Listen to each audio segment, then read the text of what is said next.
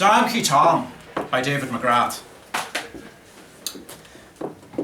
Well, Tom Phelan froze to death out the back of his pub on Christmas Eve.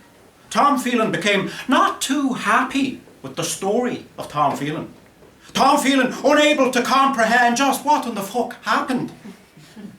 Now, one minute, he'd bought a thriving pub back when small pubs were thriving. Was proposing to the prettiest girl in Ballybalt on its opening night as Phelans. And a minute later, all of a sudden, Tom Phelan was back from honeymooning in Rome with the whole town was sniggering at him and fucking his wife. Tom Phelan sleeping on sheets crusted with the spunk of every man from Dungarvan to Garrickbeck. Donkey Tom can't ring my buzzer, Veronica Phelan said, back from honeymooning, practically placing a full-page advertisement in the Ballybalt Bugle for a man who could. And in the years to follow, in some fucked-up answer to Cinderella, men thinking themselves proficient in the ringing of buzzers came into Phelan's at all times of day and night, after Veronica Phelan. The district court judge of Dungarvan was a regular. Dairy farmers and foresters came through often. The sheep shearers, and they took a shot in summer, and the mountain rescue team took a shot in winter. Is Veronica in town? They asked young Tom Phelan, and Tom Phelan, unable to look any of them in the eye, would say he didn't know, as he served them their pints, that he'd go and see. Tom Phelan was too young back then, too embarrassed as he became the most cuckolded man in history after the Father of Christ. He hid out back in the snug most nights, leaving the main bar to Veronica and her gentlemen callers. And as was the end of many a publican, Tom Phelan became his own best customer. And he was a messy old drunk with the snivelling and the crying. Tom Phelan can't drink, they said. I can drink, Tom Phelan said in his defence. I just can't stop. Veronica Phelan interrupted her husband's breakfast point one morning when she was up unusually early. Johnny Badmanners, a dumb, ignorant man, too fat for his own haircut and snored when he was awake, stood next to her carrying a suitcase. But Tom Phelan was glad to see it. He thought for a second he was free of her. No separation, no divorce, no scene. Tom Phelan could say she simply left one day with Badmanners and a suitcase. And that's right, Veronica said. Have a drink when there's work to be done. No wonder this place is going under. Veronica Phelan returned a week later with a reupholstered vagina. A vaginoplasty, Veronica Phelan announced to Phelans from up on her stool. To tighten everything up and enhance sexual pleasure. Ballybalt had never heard the like of it. Oh, that beats all, they said. That absolutely beats all. Veronica Phelan paid for it with a remortgage on the pub that Tom Phelan was none the wiser on. And so with the flick of a pen, Tom Phelan became the silent partner in a tricked-up super cunt, never laying eyes on it, but hearing it receive nightly poundings from Badmanners through the ceiling. With Veronica Phelan's buzzer heard ringing all the way from Clonty Pluckless, she set her sights on the world of business, determined to turn Phelan's into an exquisite dining and drinking destination for a higher class of clientele. The sheep-shite farmers and weekday wasters could bog off. She wore shoulder pads and glittery miniskirts. She wore sunglasses in January. She threw disastrous cocktail nights, shouting at those who showed up that they weren't buying enough cocktails. Her food was god-awful. The Dungarvan vicar found a teaspoon in his panini, and after complaining, Veronica Phelan banned all those of the Protestant faith from Phelans. Next were beauty days for the women of Ballybalt, who would not have signed up for a Veronica Phelan beauty day for all the sheep dip in Tinryland. The years spun on, and Veronica Phelan turned mean and bitter. She upped prices to counteract the customers that she'd lost. She went away with Badmanners on more occasions and spent more money on tummy tucks and facelifts to counteract all the champagne she guzzled. They returned after one such trip with Joker Farrelly, having been invited into the extramarital fuck party. Now, Joker Farrelly was a scrawny well-digger from Tullerone with dirty clothes and a pencil neck, and well, it just wouldn't do for Veronica. She bought them tailored wardrobes and a couple of wristwatches worth a month's takings. Tom Phelan watched the bills pile up and he realised he was ruined. Tom Phelan drank himself stupid. Veronica Phelan had to work behind both bars because Tom Phelan hadn't the capacity. It then dawned on Veronica Phelan that her husband was lucky to wake after all the drink he was packing away. He was fattened with drink, and he was sloppy, he had blood red eyes on him. If he kept going, the pub would be hers. At the start of the Christmas season, Veronica Phelan began to ply Tom Phelan with so many points every night that Johnny Badmanners had to prop him up at the bar so it didn't look like they were pouring drink into his conscious mouth, which they were. Johnny Badmanners pretended the drooling and dribbling out of Tom Phelan was Christmas carolling. Have another, Tom. That's good stuff. That's right, Tom. Good stuff. Here. Have another. Happy Christmas. Veronica Phelan, Joker Farrelly, and Johnny Badmanners carried Tom Phelan in the pub floor every night, wrapped him in tinsel, and expected never to see him alive again. This went on for all of December. And Tom Phelan would rise every morning, sit back up at the bar, saying all the while that he wanted a large whiskey. I need a large one. Some constitution on the cunt, Johnny Badmanners said. We're not giving him enough, Joker Farrelly said. I can't funnel it into him, Veronica Phelan said, which only gave him the idea to funnel it into him. Tom Phelan spent days drinking pints into a stupor, and after a closing time, Veronica Phelan took a funnel and poured whole bottles into him.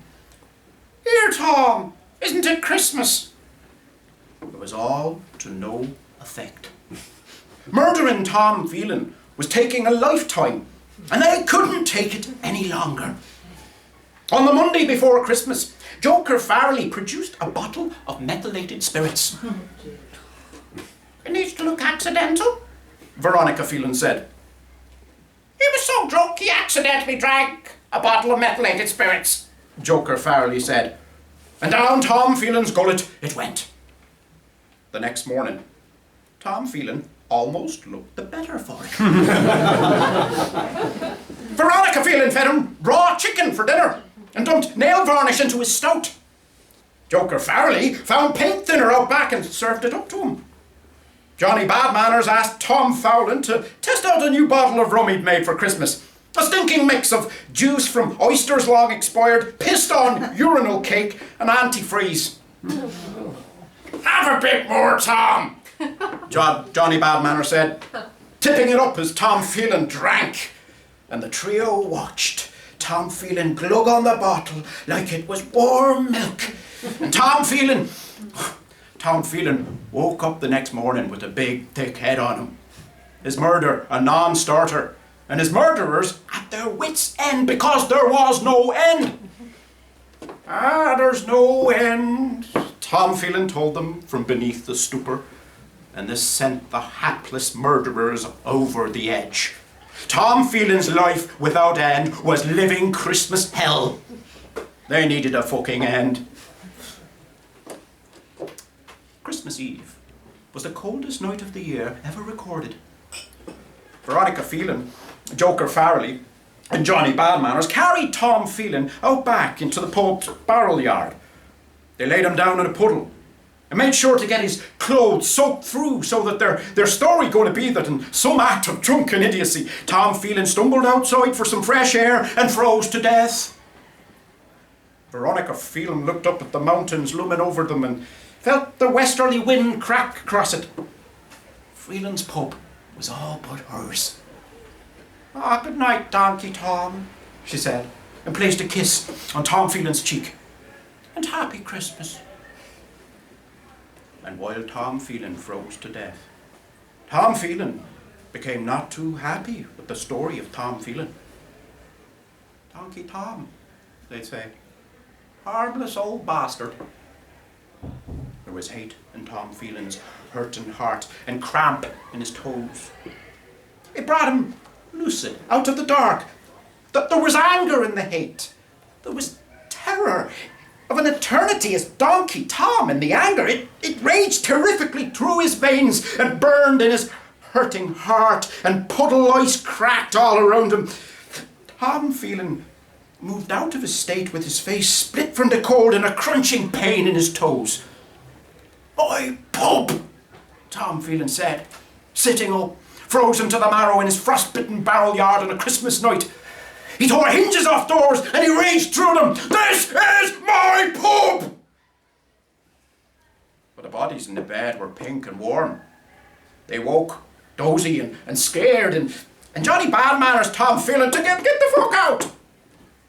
There were only flashes next.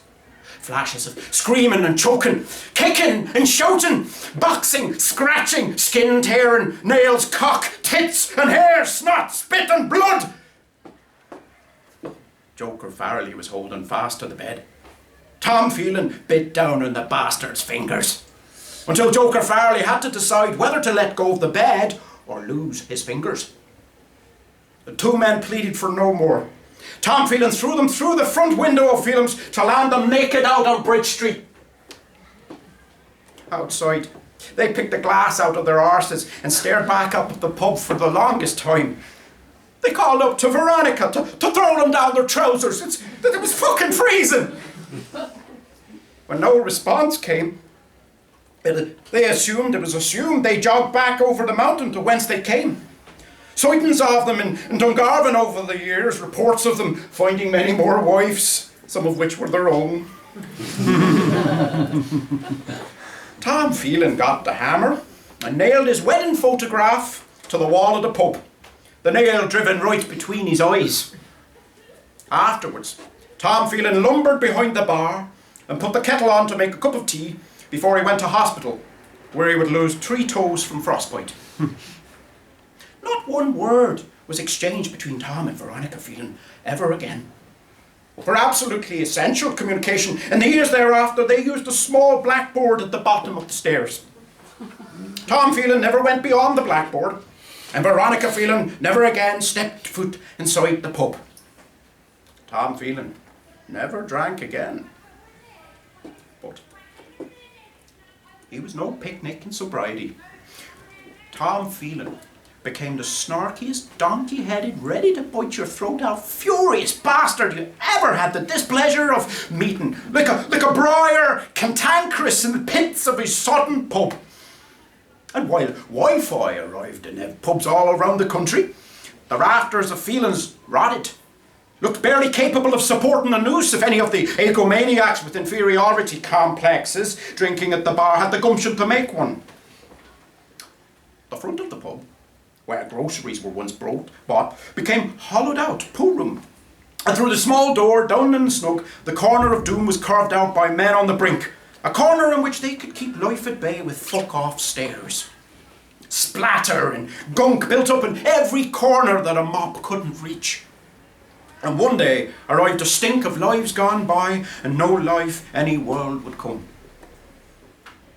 The clocks all stopped, and the once grand place looked like it had been beaten down for decades with the carcass of a mange-ridden sheep. The pub becoming the arse bucket of nowhere when the mart finally closed. And Tom Phelan, drinking his tea, gripped his knuckles white to those mugs over the years as he became the nasty apothecary, an arsehole of the deepest dye, the purveyor of misery and destroyer of your life. The dry, drunk publican served you up points as penance for his past inactions, all to nail you to the wall when you were spent from the cirrhosis. But, by God and Christ, And all the donkey toms in heaven, did this new story of Tom Phelan stare down you both with both eyeballs as you were told it?